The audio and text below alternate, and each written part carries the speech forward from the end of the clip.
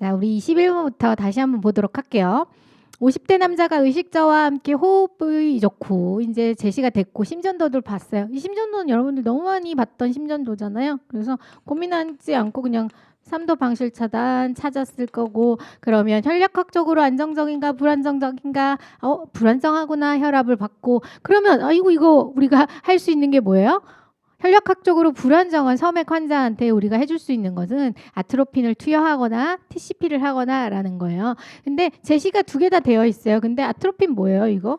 용량이 틀렸어요. 그래서 0.5mg이라는 내용이고요. 그리고 가장 옳은 거는 그래서 경피 심박동 조율에 시행을 한다는 거고요. 아미오다론 300mg은 우리가 어떤 혈액학적으로 불안정한 환자한테 그 전기심 율동 전환을 시행하고 난 이후에 투여할 수 있는 아미오다라는 용량이었고, 그 다음에 이소프로테레놀이었어요. 우리가 이제 그 나머지 이제 첫 번째 시행할 수 있는 아트로핀을 투여하고, 그 다음에 TCP를 하고 임상 상황에 따라 이제 또 약물을 투여할 수가 있단 말이에요. 근데 이소프로테레놀 같은 경우에는 뭐였어요? 저혈압이 없는 경우. 왜? 이것도 강력하게 동정맥을 확장시키면서 이 정맥의 혈액을 저류시킵니다. 그래서 환자 혈압이 떨어질 수 있기 때문에 이것들은 일단 해당하지 않다라는 내용이었어요.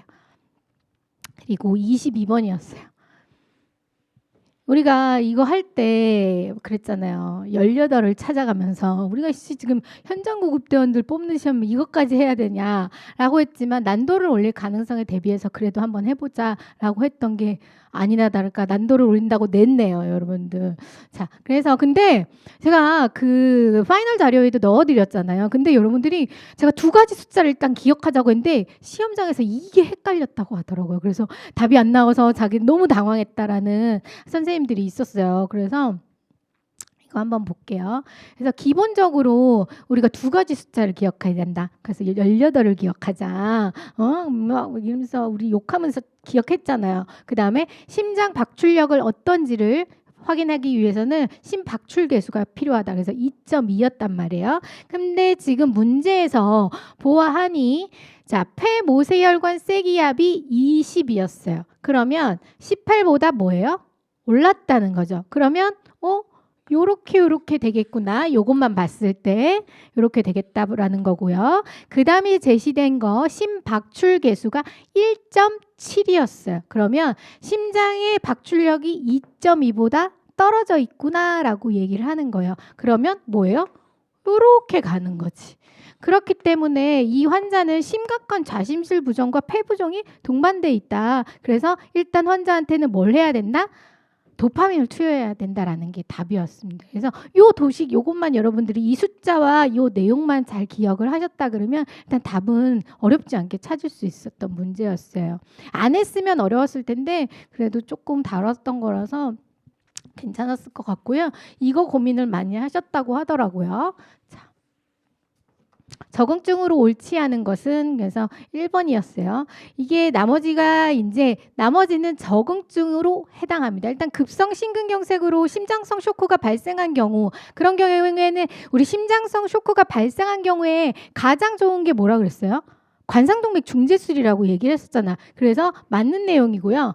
재관료요법이 적용이 되지만 혈전용해제 투여가 금기인 경우, 재관료요법에는 혈전용해제를 투여하거나 아니면 관상동맥 중재술을 하거나 이 두 가지가 재관료요법 중에 재관료요법에 요법에 해당한단 말이에요. 근데 혈전용해제 투여가 안 돼요. 그러면 뭐 해야 돼요? 관상동맥 중재술 해야 하지. 그러니까 맞는 내용이고, 흉통 발생으로 12시간 이내에 내원한 ST 분절 상승 급성 심근경색인 경우 12시간 이내이기 때문에 우리 할 수 있는 거고요.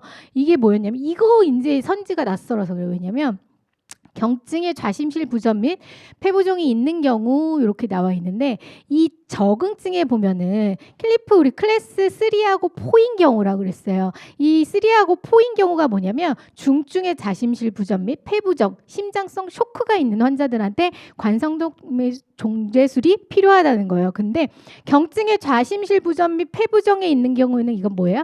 클래스 2라서 아닌 거예요. 적응증에 해당하지 않는 거였어. 그래서 답이 이렇게 되었습니다. 자, 그리고 24번입니다. 그래서 이 전장까지 계속 놀란 가슴을 부여잡고 여러분들이 이제 시험지를 넘겼을 건데 그래도 24번은 조금 마음의 안정을 찾을 수 있게 해주는 문제였어요. 그래서 니트로글리세린의 투여 적응증 관련한 내용이었습니다. 그래서 니트로글리세린은 우리가 대부분 그 금기증에 해당하는 게 뭐였어요? 다 저혈압과 관련돼 있다라고 되어 있습니다. 그래서 혈압이 떨어져 있는 환자들한테는 투여할 수 없다. 이거는 강력한 혈관 이완제이기 때문에 투여할 수 없다라는 얘기입니다. 더 혈압이 떨어질 가능성이 높기 때문에 그래서 답은 3번이었고요. 그래서 우심실경색 환자들한테는 금기증이다. 그리고 맥박이 이렇게 느려졌다는 경우는 결국은 심장이 잘 많이 안 뛰기 때문에 심장 박출량이 떨어져 있을 것이다. 혈압이 떨어져 있을 것이다 라고 우리가 판단을 한다 그랬잖아요. 그래서 이것 또 아니다. 그리고 발기부전제 치료제 24시간 이내에 우리가 발기부전제를 복용한 환자들한테는 하면 안 된다라는 내용이었습니다. 그리고 25번 신생아 소생술도 올해는 이제 나올 것 같다라고 많이 얘기를 해서 이제 쉽게 나왔죠. 굉장히 쉽게 나왔죠. 이것도 1초 컷이지 뭐 그냥 여러분들. 그래서 우리 근데 더 어렵게 많이 연습을 했었잖아요. 그래서 신생아 소생술 같은 경우에는 하나의 어떤 소생술을 결정하는 여부에 따라서 자극하기 뭐 3가지 조건 이거 먼저 그거 배제하고 그래서 호흡수와 그 다음에 어떤 심박동수가 굉장히 많은 요인을 결정을 하게 된다. 평가라는 과정이 있었단 말이에요. 근데 그 과정 자체를 아예 안 물어봤어요. 어쨌든 양압판기가 30초 이상 이미 시행했다라고 얘기를 한단 말이에요. 그러니까 하나가 무호흡이거나 헐떡호흡이었으니까 양압판기를 시행했을 거예요. 시행했는데도 심장 박동수가 분당 40회입니다. 60회 미만인 경우에는 바로 이제 우리가 인공호흡과 가슴 압박이 들어가야 된다라는 내용이었어요. 그러면 이때 권장되는 가슴 압박과 인공호흡의 비율 신생아는 몇 대? 3대 1로 시행한다. 그래서 1초 컷 문제였어요. 그것이 26번입니다. 23년 시험에서 우리가 특수심정지 관련해서 두 문항이 출제가 됐고 24년 관련해서 그러면 출제가 되면 특수성한 심정지 뭐가 더 많이 제일 좀 많이 나올까라고 고민을 했을 때는 기도폐쇄밖에 없다고 제가 얘기 많이 했었어요. 그래서 기도폐쇄 한번 볼게요. 생후 10개월 영아라고 그랬어요. 그러면 1세 미만의 영아한테 어떤 처치할래? 그냥 단순하게 물어봤잖아요. 그래서 모든 기도폐쇄 환자가 의심되는 환자들한테 우선되는 방법은 등 두드리기다라고 얘기를 했고 그러면 요거는 일단 배제하시는 거고 등 두드리기인데 가슴 밀어내기를 할지 복부 밀어내기를 할지를 선택을 하게 되는데 우리가 알고 있는 복부 밀어내기가 하임리란 말이에요. 근데 영아나 이렇게 1세 미만의 영아 같은 경우에는 이 복부 밀어내기를 시행하지 않는다. 어떤 장기 손상의 우려랑 이런 것들이 있기 때문에 가슴 밀어내기를 시행을 한다. 그래서 4번 3번이었어요. 등 두드리기 5회 후 가슴 밀어내기 5회 실시 3번이 답이었습니다. 다음은 27번입니다. 그래서 송효와 소생술 관련해서 우리 제세동 관련해서 23년에 나왔었잖아요. 그럼에도 불구하고 답이 제세동 에너지와 관련된 내용이었어요. 그래서 체중 20kg인 7세 소아의 심폐소생술에 관한 내용이에요. 한번 보면은 답이 심실세동 시 첫 제세동 에너지는 40줄이다.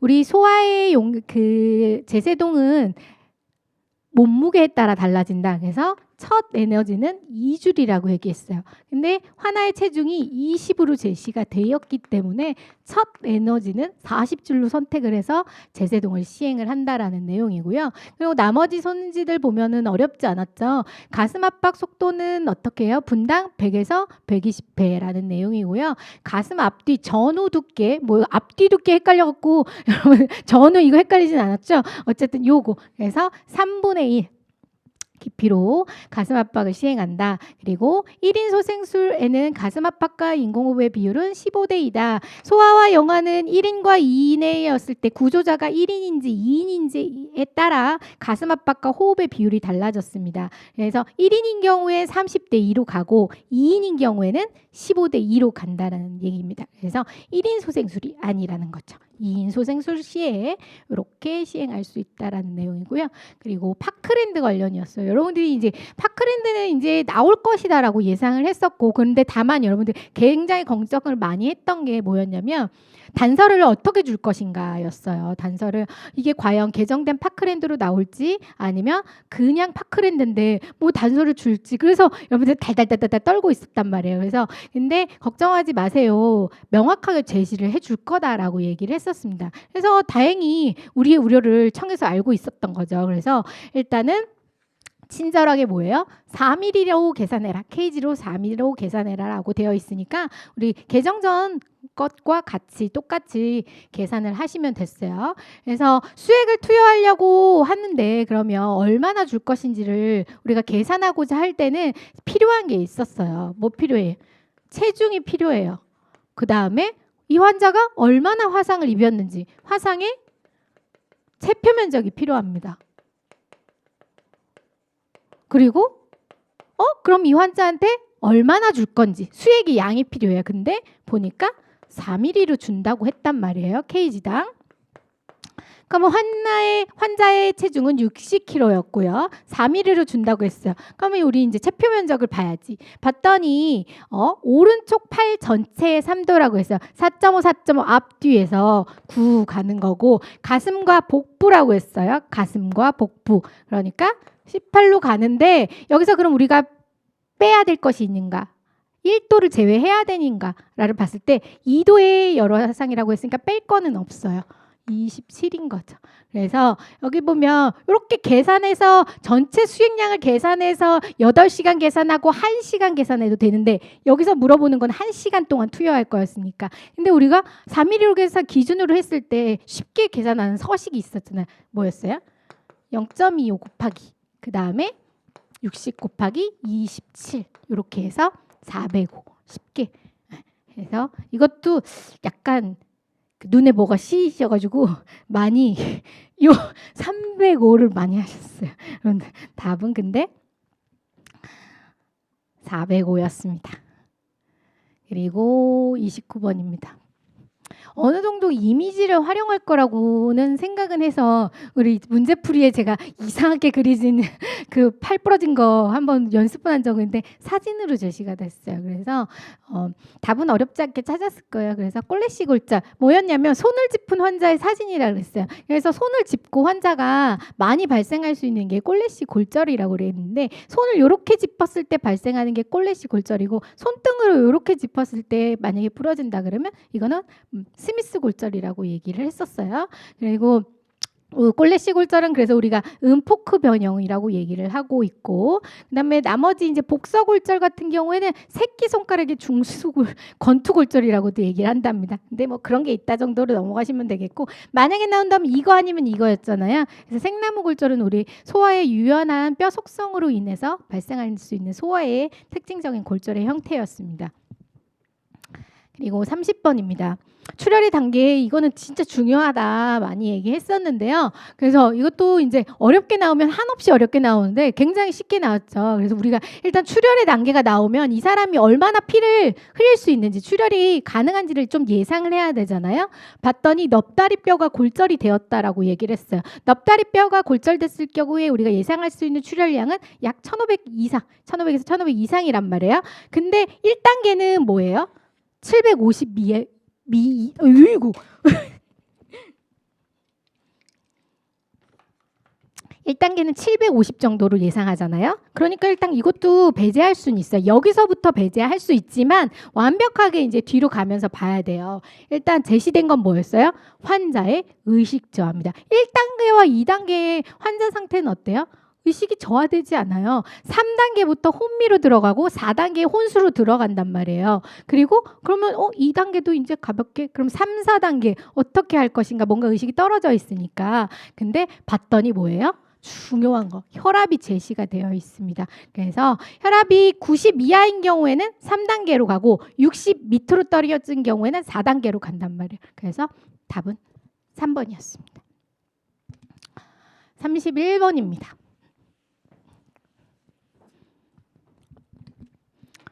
자, 40대 남자가 6m 높이 지붕에서 떨어졌어요. 머리 손상이 의심되고 평가 결과가 다음과 같을 때 글라스고우 혼수척도 점수로 오른 것은, 이거 이제 여러분들이 글라스고우 혼수척도를 준비하면서도 표현이 어떻게 될까 되게 고민을 많이 하셨잖아요. 특히 우리 그 운동 반응에 5점과 4점을 많이 헷갈리셔서 하셔가지고 고민을 많이 하셨는데, 제가 그때도 이제 말씀드리면서 어쨌든 시험에서 명확하게 뭔가 고르기 쉬운 언어로 표현을 해줄 거고, 그러면 참고문헌 표현 그대로 갈 수 있다라고 많이 얘기를 했었는데요. 그대로 표현되어 있었습니다. 그래서 눈을 뜨라는 말에 반응을 하고 있어요. 계한 반응 우리 몇 점이에요? 그래서 3점이란 얘기고요. 그 다음에 질문에 부적절한 단어로 이야기를 하고 있습니다. 그것도 몇 점?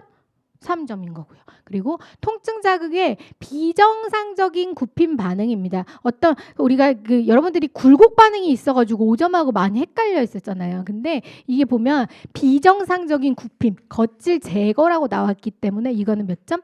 3점으로 봅니다. 그래서 총 점수는 9점이었죠. 그래서 표현 자체가 어렵지 않게 나와서 괜찮았어요. 32번입니다. 자, 이 문제를 제가 그 시험지를 받아보고 나서 조금 많이 놀랐습니다. 일단 CT가 나왔다는 거에 놀랐고, 그 다음에 그 문항에 대한 표현에 대해서 놀랐습니다. 문항에도 보면 응급실에 내원하였다라고 표현이 되어 있어요. 제가 생각할 때는 그렇습니다. 우리가 지금 현장구급대원을 선발하는 시험을 준비하고 있고, 우리는 그것에 맞춰서 많은 학습들을 진행을 해왔습니다. 그래서 문제를 풀거나 할 때도 어떤 현장 상황과 최대한 맞추기 위한 노력들을 많이 해왔단 말이에요. 학생들과 강사들 또한 그런 많은 노력을 해왔는데요. 이런 표현들을 보고서는 제가 생각한 거는 조금 더 학생들을 배려하셨다 그러면 이런 표현보다는 조금 더 현장 상황에 맞춰서 어떤 표현들을 했다 그러면 더욱더 좋은 문제가 되지 않았을까라는 생각을 하고요. 그리고 CT라는 내용이에요. 중요한 건 우리가 어떤 뇌손상 환자들한테 CT 형태, 특이적인 형태, 볼록 형태, 초승달 요것까지는 배웠어요. 그거는 이제 텍스트로 어떤 개념적인 내용이었던 거고, 이것은 CT를 분석하라는 얘기인 거죠. 그래서 현장구급대원들한테 CT를 제시하고 CT를 분석까지 하게 해야 하느냐, 이런 것들을 생각했을 때는 어떤 텍스트로 제시했다면 조금 더 개념적인 걸 물어봤기 때문에 좋은 문제가 되지 않았을까. 그래서 뭐 표현이라든지 아니면 이런 그 CT 제시라든지 이런 것들이 좀 아쉽지 않았나라는 생각을 하고요. 그리고 그러면 앞으로 공부를 할 때 여러분들이 CT까지 공부를 해야 되나? 저는 그렇지는 않다고 생각을 합니다. 물론 이번 연도에 그런 문제가 나왔다고 하지만 앞으로 우리 시험을 준비를 할 때는 CT를 분석한다거나 여러분들한테 그런 것들을 요구를 한다는 그런 것들을 확장해서 학습을 하기에는 좀 무리가 있다라고 생각을 합니다. 그래서 일단 기출문제 그냥 기출문제로 받아들였으면 좋겠습니다. 그래서 한번 볼게요. 40대 여자가 갑자기 벼락 치듯 심한 두통과 의식저로 내원했다고 했어요. 일단 이게 제시가 안 되었어도 사실은 이 텍스트 있잖아요. 이것만 보고도 여러분들이 지주막하 출혈의 특징이라는 걸 알고 있었다면 쉽기 쉬운 문제였어요. 왜냐하면 지주막하 출혈 같은 경우에는 뇌 동맥류가 파열되면서 갑자기 발생하게 되는데, 그러면서 환자들은 굉장히 심한 두통을 호소합니다. 그래서 그런 두통을 벼락 두통이라고도 얘기하기도 하고, 아니면 내 평생에 제일 큰 두통이었어요 라고도 표현을 하기도 합니다. 의식이 있다고 하면. 그래서 실제 현장에서도 환자가 막 소리를 지릅니다. 환자가 막 소리를 지르면서 머리가 너무 아프다고 소리를 지르고 있는데 출동이 지연돼서 가봤어요.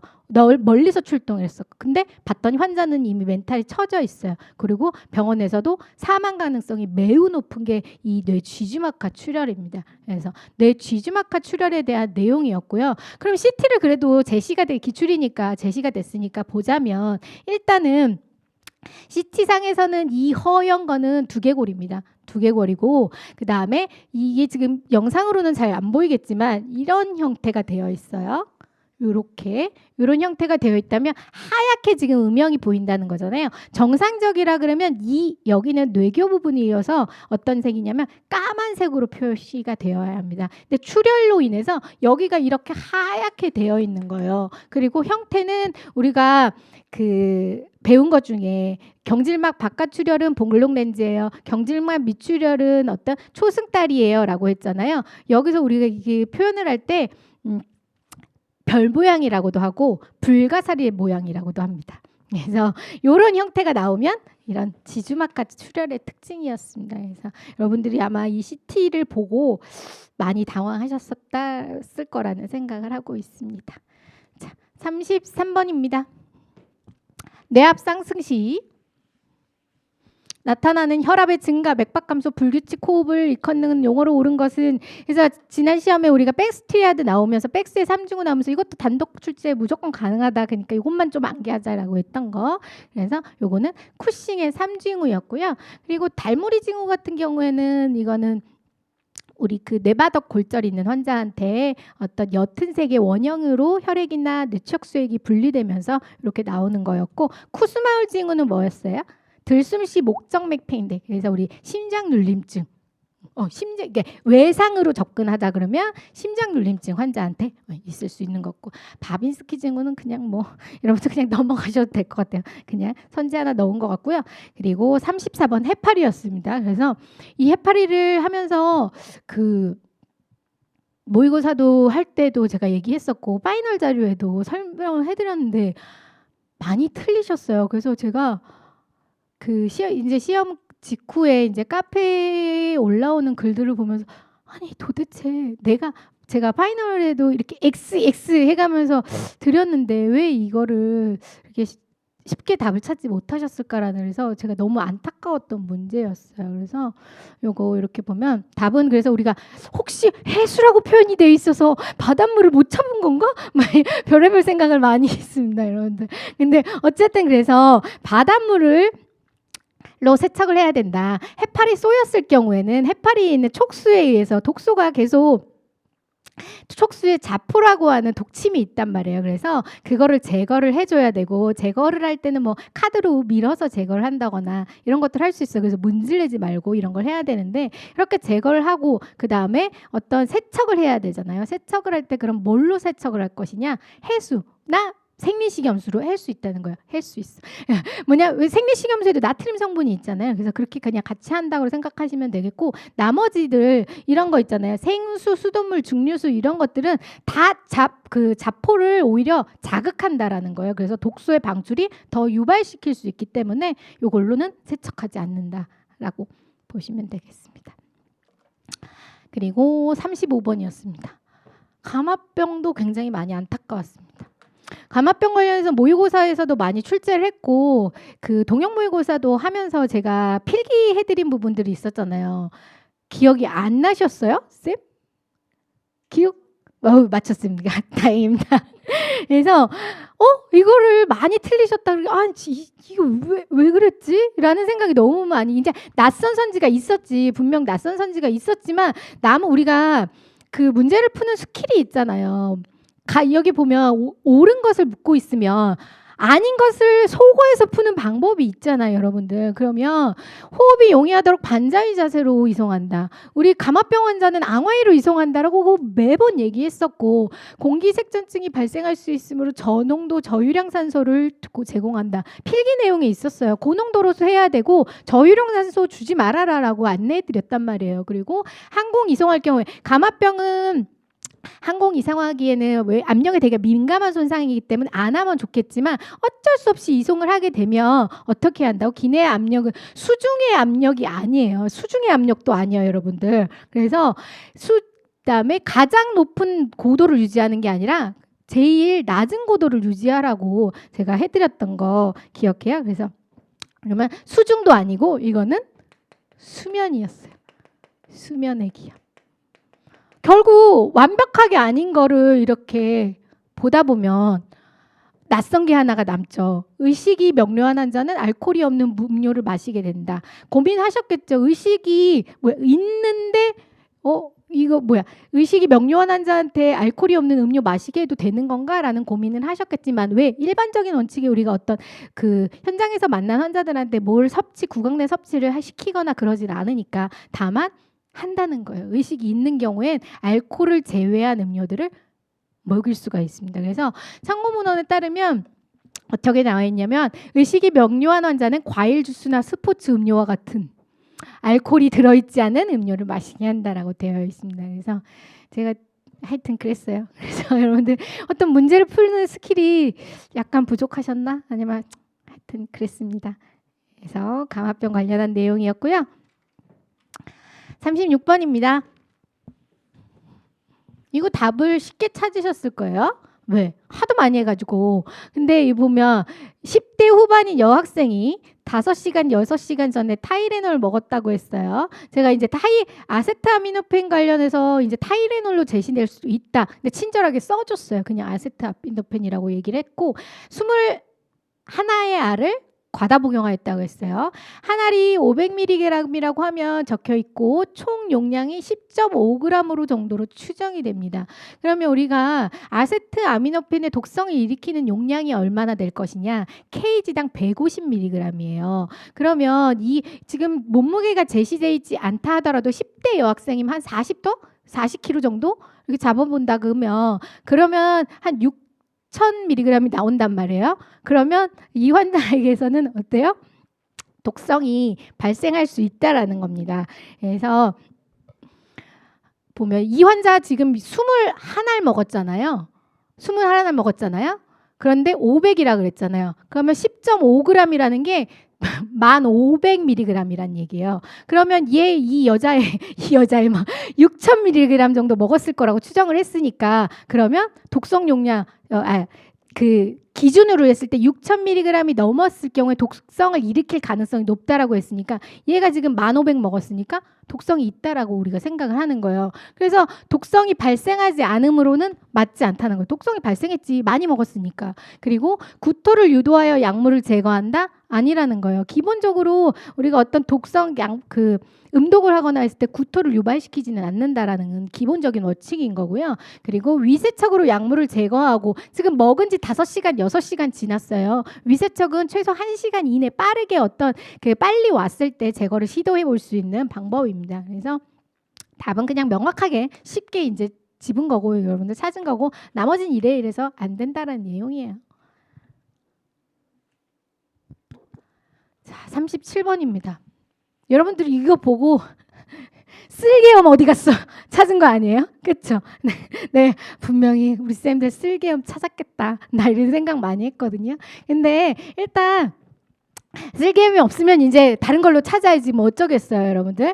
일단 환자는 구토, 황달이 있고요. 우상복부에 국한된 심한 통증이 있어요. 그렇기 때문에 구토와 황달이 있고 그 다음에 우상복부에 통증이 있다 그러면 우리가 다양한 것들을 생각할 수 있어요. 뭔가 간과 관련된 질환이 있거나 그리고 간과 인접한 담관염이 있거나 이것처럼 담관염이 있거나 그리고 우리가 많이 배웠던 쓸개염이 있거나 그러니까 쓸개염이 안 보이니까 이제 이걸로 찾으셔도 되는데 그래도 잘 모르겠다라 그러면 복통의 위치로도 확인할 수 있다는 거예요. 우리 배웠잖아요, 여러분들. 장폐색, 크론병 뭐예요? 어느 한 부위에 국한되지 않는 통증이라 그랬어요. 근데 우상복부에 국한돼 있다니까 틀린 거고 궤양성 대장염 같은 경우에는 그 침범한 장의 위치에 따라 다르긴 하겠지만 하복부라고 얘기했단 말이에요. 그래서 쓸개가 안 보여서 힘들었지만 그래도 이렇게 담관염 이렇게 찾으시면 되겠습니다.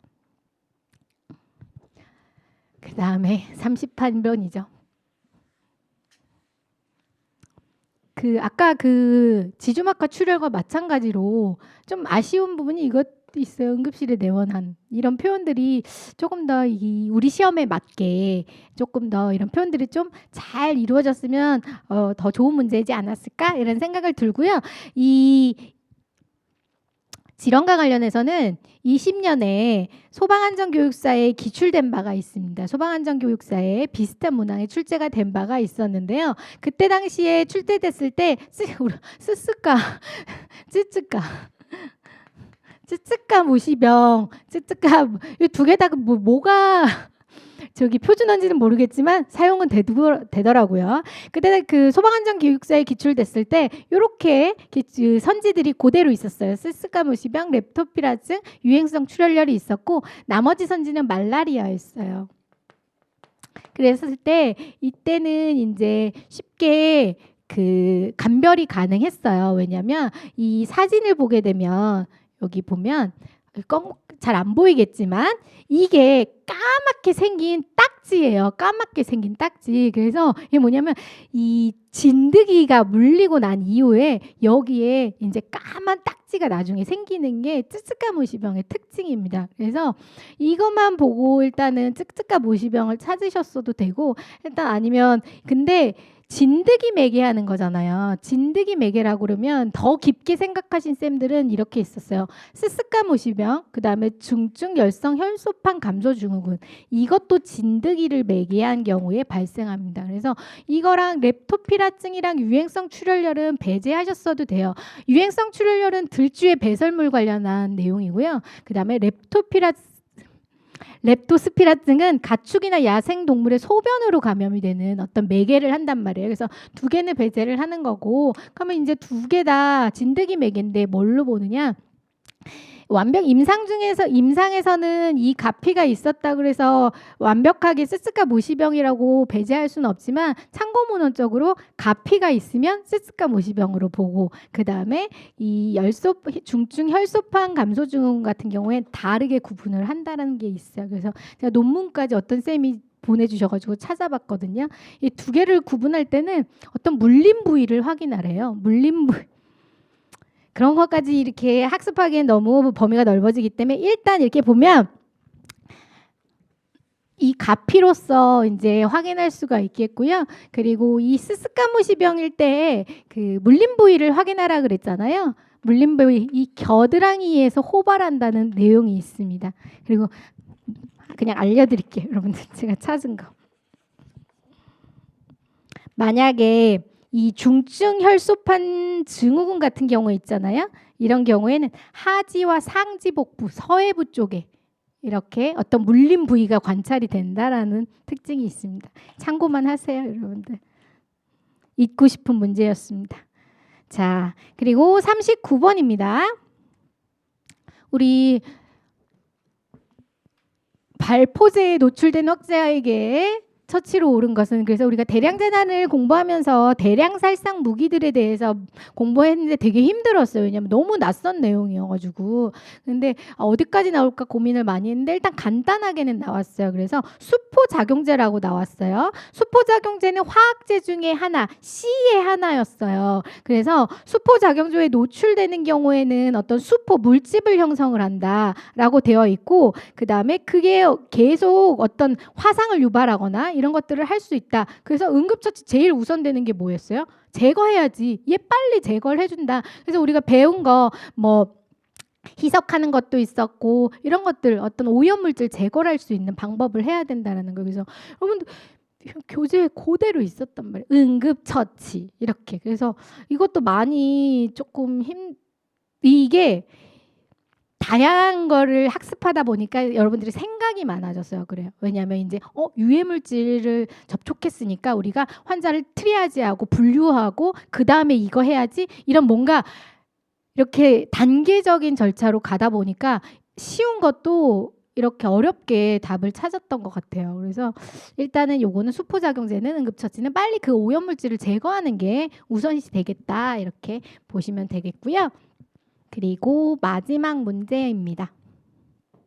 독성 물질 관련해 가지고 많이 나왔어요. 그래서 보면 화재 현장의 밀폐 공간에 있던 환자가 독성 연기를 다량 흡입하여 시아나물에 중독되었을 때 투여해야 하는 약물로 옳은 것은 그래서 무조건 우리가 소방 공무원을 그래도 좀 준비하다 보니까 화재 현장과 뭔가 관련된 게 나오지 않겠느냐라는 걸 생각했을 때 일단은 많이 했었고요. 그래서 시아나물 중독 어떤 엷고 쓴 아몬드 냄새가 나는 그런 기체 그래서 우리 그때는 히드록소 코발라민을 해독제로 투여할 수 있다라고 이야기를 했었고요. 그리고 뭐 페니라민 항히스타민 제제인 거고, 그다음에 벤조디아제펜 계열은 이건 독소로 작용할 수 있는 어떤 물질인 거고, 하나 트라멕삼산 요거 같은 경우에는 지혈제로 작용하는 거예요. 지혈제. 그래서 항섬유송 용해제라고 해서 지혈제로 사용되는 트라넥삼산에 대한 내용이었습니다. 여기까지입니다. 여기까지 우리 24년 응급처치학개론 총 40문항을 모두 한번 살펴보았습니다. 그래서 첫 해와 비교했을 때 여러분들이 그 첫 해에는 어떤 박스형을 문제를 주고 그 박스형의 어떤 정보를 주고 단순하게 답을 찾는 문제들이 많이 있어서 쉬었다라고 우리가 많이 생각을 했었어요. 그러고 나서 24년 준비를 하면서 난도를 올릴 거를 대비해서 어떤 선지를 분석해 나는 과정들을 많이 연습을 하긴 했어요. 동형 모의고사라든지 이런 것들을 통해서 연습을 했는데, 응급처치학개론이라는 이 과목 자체가 범위가 너무 넓다 보니까 여러분들이 아무래도 생소한 선지 아니면 낯선 어떤 개념들을 보시고 많이 힘들지 않았나 싶습니다. 그래서 시험을 보고 나오신 이후에 많이 여러분들이 좌절을 하신 거 보고 제가 하루 종일 저도 마음이 좋지 않았습니다. 그리고 또 그래서 강사로서 어쨌든 간에 강사로서 두 번째 시험을 끝냈잖아요. 그러고 보니까 뭔가 다음 해를 준비를 할 때는 내가 어떻게 해야 되는 것들이 좀 고민을 많이 하게 되는데요. 이번 시험을 통해서 저도 또 많은 고민들을 해야 될 것 같다라는 생각을 합니다. 그래서 첫 해 시험을 준비하면서 아무것도 없이 준비를 했잖아요. 그런데 두 번째 시험을 치렀는데 뭔가 첫 해 시험을 준비하는 것과 같은 준비를 하게 될 것 같아서 좀 많이 고민이 되긴 하는데요. 여러분들이 그 시험을 치르고 나서 말씀하신 게 이거였어요. 그럼 전공서적까지 봐야 하나요? 이제 불안하시니까 그런 말들을 많이 하는데요. 결국 그거는 선택인 것 같아요. 어떻게 공부를 효율적 있게 할 것인가. 응급구조학 전공서적만 해도 여러분들 굉장히 많습니다. 제가 보는 전공서적, 제가 만들어 놓은 기본서 한 권이지만 단 몇백 페이지로 돼 있는 기본서 한 권이지만 내과 파트만 해도 1000페이지, 외상만 해도 몇백 페이지 이런 거란 말이죠. 그거 다 자신 있고 내가 어느 정도 시간이 있고 다 볼 수 있는 자신이 있으면 보셔도 되지만, 우리가 수험을 준비할 때 뭔가 합리적인 공부를 효율적으로 공부를 해야 하거든요. 그러다 보니까 강사들이 내놓은 참고서를 여러분들이 가지고 기본서를 삼아서 준비를 하시게 되는데요. 아직 시험이 시행된 지 얼마 되지 않다 보니까 여러분들이 많이 낯선 내용들이 많이 출제되었을 겁니다. 그래서 그런 부분들은 강사로서 제가 더 채워가야 되는 부분이고, 그래서 제가 더 많이 노력해야겠다라는 생각을 많이 했습니다. 그래서 여러분들 2024년 두 번째 시험 보시느라 고생 많이 하셨고요. 그리고 이제 잘 보신 쌤들은 다음 단계를 위해서, 이 필기는 하나의 입장권이라는 표현을 많이 했잖아요. 그래서 하나의 입장권을 획득하신 분들은 다음 단계 체력에서 얼마든지 뒤집어집니다. 절대 방심하시면 안 됩니다. 그래서 항상 부상 조심하시고, 그리고 또 면접 가셔서도 면접 준비도 또 철저히 하셔야 되는 부분이 있을 것 같고요. 그리고 기대한 성적이 나오지 않아서 많이 속상해하실 우리 선생님들 계신데요. 우리 쌤들은 조금 쉬시면 좋겠어요. 당분간은 조금 쉬시면서, 지금은 아마 많은 생각들이 들 거예요. 근데 지금은 또 누가 얘기해도 말이 잘 안 들리거든요. 그래서 저도 많이 겪고받고 했기 때문에, 그래서 일단 지금은 조금은 쉬시고 다음에 내가 다시 도전할 것인지 아니면 또 다른 꿈을 찾아갈 것인지에 대한 선택을 하실 때에 있어서는 여러분들이 어떤 선택을 하시든지 앞으로의 여러분들의 삶을 위해서 제가 응원하도록 하겠습니다. 24년 함께 하시느라 고생 많으셨습니다. 고생하셨습니다.